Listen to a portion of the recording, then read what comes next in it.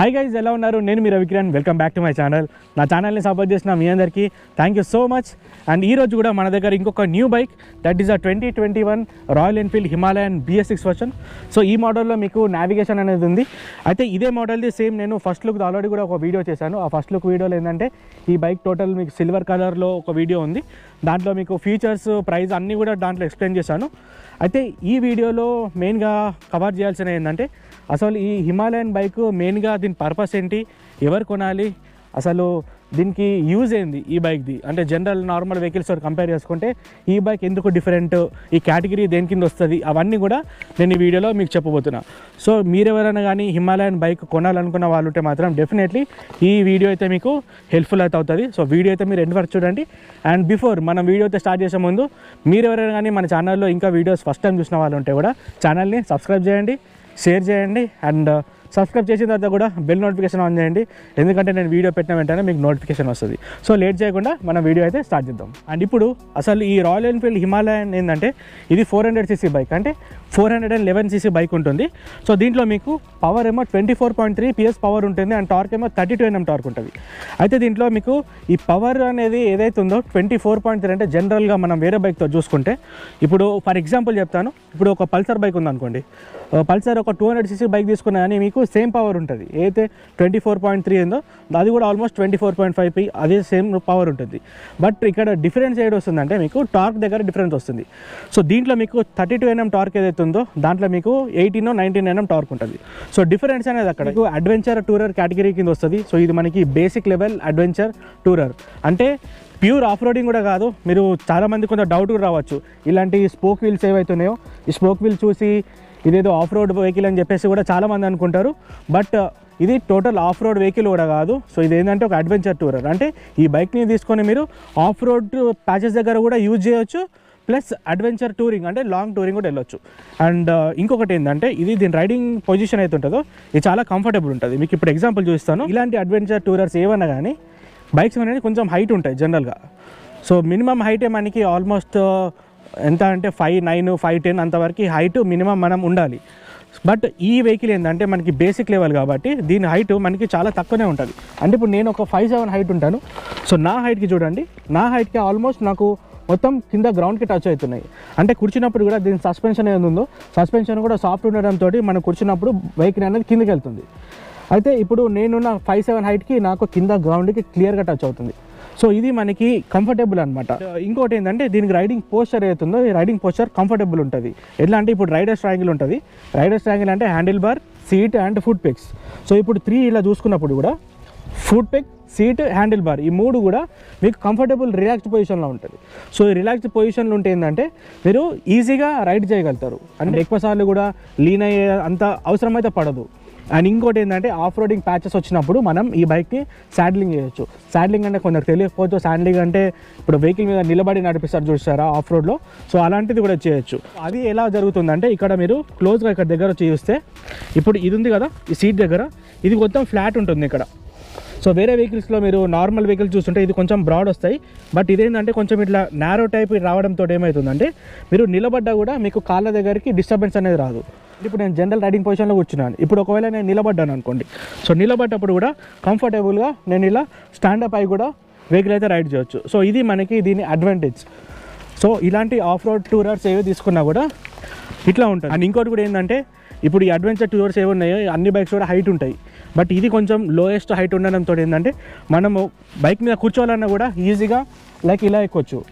Or else వేరే bikes చూసుకుంటే కొంచెం హైట్ ఎక్కువ ఉంటాయి కాబట్టి అవి ఏంటంటే ఫుట్ రెస్ట్ మీద ఒక సైడ్ కాలు పెట్టేసుకొని మనం కూర్చోవాలి. అదొక డిఫరెన్స్ అయితే మీరు నోటీస్ అయితే చేయొచ్చు ఈ బైక్లో. ఇంకోటి కూడా మీకు చెప్పాలి ఏంటంటే దీంట్లో ఉన్న స్పోక్ వీల్స్ ఏవైతే ఉన్నాయో ఈ స్పోక్ వీల్స్ దీంట్లో ఇవి ట్యూబ్ టైర్స్ అనమాట. సో ఇలాంటి వెహికల్ తీసుకుంటే ఏంటంటే ఒక ప్రాబ్లం ఏంటంటే అంటే ఒక అడ్వాంటేజ్, ఇంకో డిసడ్వాంటేజ్.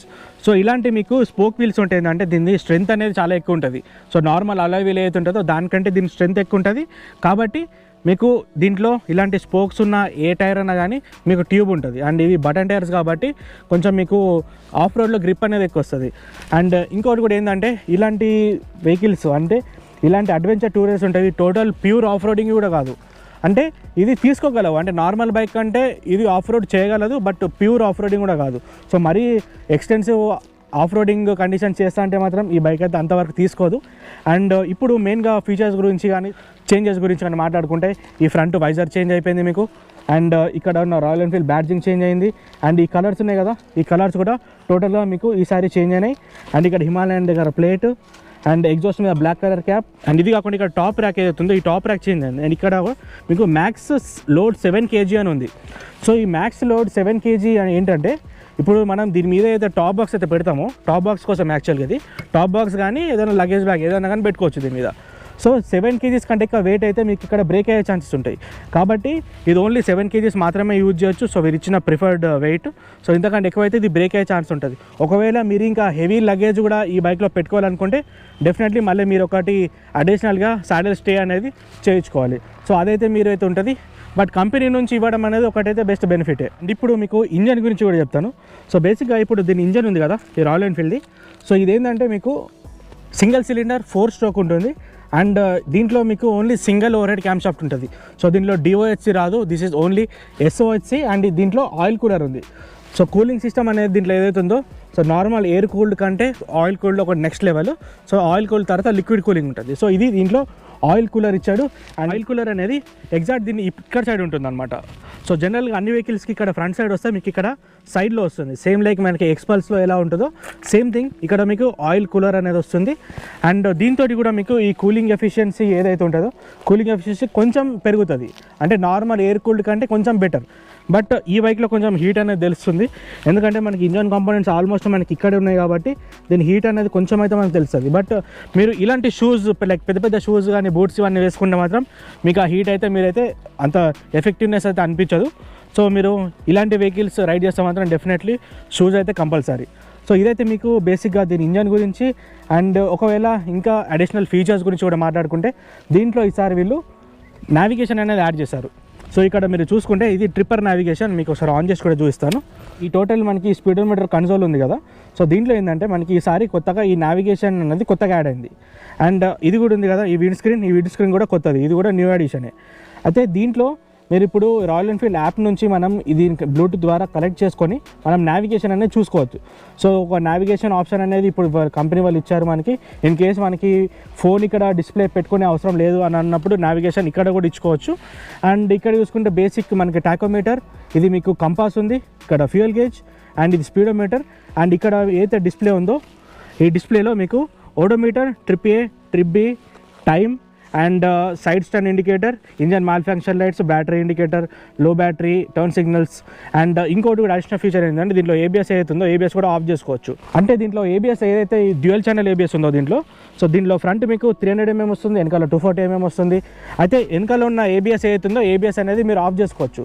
సో అది ఆఫ్ చేసుకోవడంతో ఏమవుతుందంటే మీకు ఆఫ్ రోడ్ చేసినప్పుడల్లా మీకు ఎక్కడన్నా బ్రేక్ చేయాలి అనుకున్న టైంలో మీకు ఈ ఆఫ్ రోడ్లో ABS ఆఫ్ ఉంటే మీకు కొంచెం స్టాపింగ్ డిస్టెన్స్ అని తగ్గుతుంది.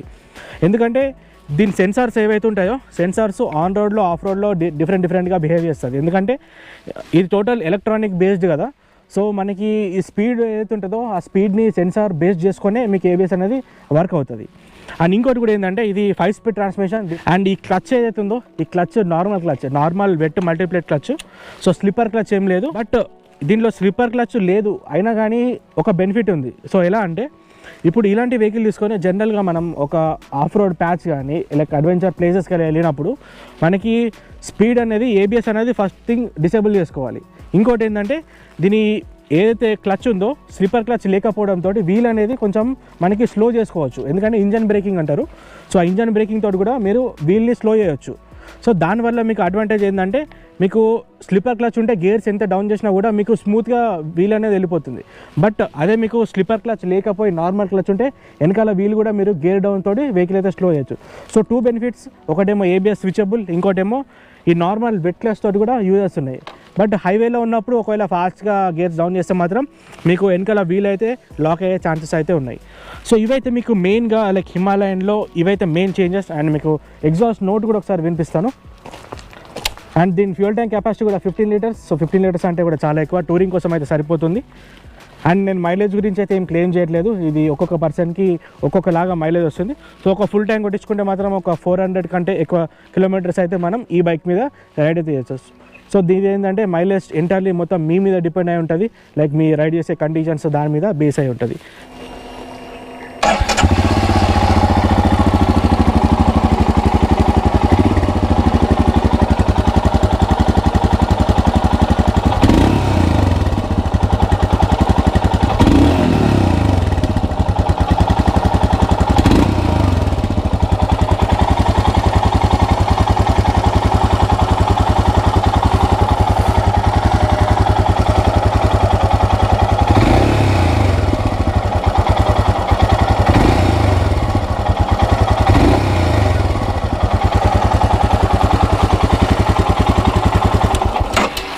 దీని ఎగ్జాస్ట్ నోట్ అవుతుంది, ఇది కూడా బేసిక్ ప్రతి నార్మల్ ఉంది. అండ్ బెస్ట్ థింగ్ ఏంటంటే BS4కి BS6కి పవర్ చేంజ్ అనేది ఏం జరగలేదు. అండ్ BS6 కాబట్టి మనకి క్యాటలిటిక్ కన్వర్టర్ ఇవైతే అన్నీ ఉన్నాయి. అండ్ ఇంకొకటి కూడా ఏంటంటే ఈ బైక్లో సస్పెన్షన్ ఏది ఉందో, ఈ సస్పెన్షన్ది మనకి లాంగ్ ట్రావెల్ సస్పెన్షన్ అంటారు. అంటే మనకి ఈ సస్పెన్షన్ ఏదైతే మీకు ఈ 4కి సైజ్ ఉందో ఇది 200 mm డిస్టెన్స్ ఉంటుంది. అంటే ఇంత డిస్టెన్స్ ఉండడంతో ఎంత స్పీడ్లో కూడా మనం ఒకవేళ లైక్ పిట్లో పడ్డప్పుడు కూడా మనకి టోటల్ ఈ బాడీ పార్ట్స్ అనేది టైర్కి మొత్తం తగలకుండా మీకు అంతవరకు అయితే తీసుకోగలుగుతుంది. అండ్ సేమ్ థింగ్ వెనకాల కూడా మీకు ఆల్మోస్ట్ ఉంటుంది. అంటే ఫ్రంట్ మీకు 200 mm వస్తుంది కదా, రియర్ వచ్చేసరికి మీకు రియర్ 180 mm ఉంటుంది. సో రియర్ కూడా ఆల్మోస్ట్ మనకి వెయిట్ అన్ని ఎక్కువ వేసినా కూడా ఆల్మోస్ట్ మనకి చాలా ప్లేస్ ఉండడంతో మనకి ఆఫ్ రోడ్ ప్యాచెస్ అలాంటి ప్లేస్లో వెళ్ళినప్పుడు కూడా ఏమి కాదు. అండ్ ఇదైతే ఓవరాల్ దీని గురించి. అండ్ దీని తర్వాత టోటల్గా మీకు ఒక డెడికేటెడ్ రైడ్ రివ్యూ ఉంటుంది.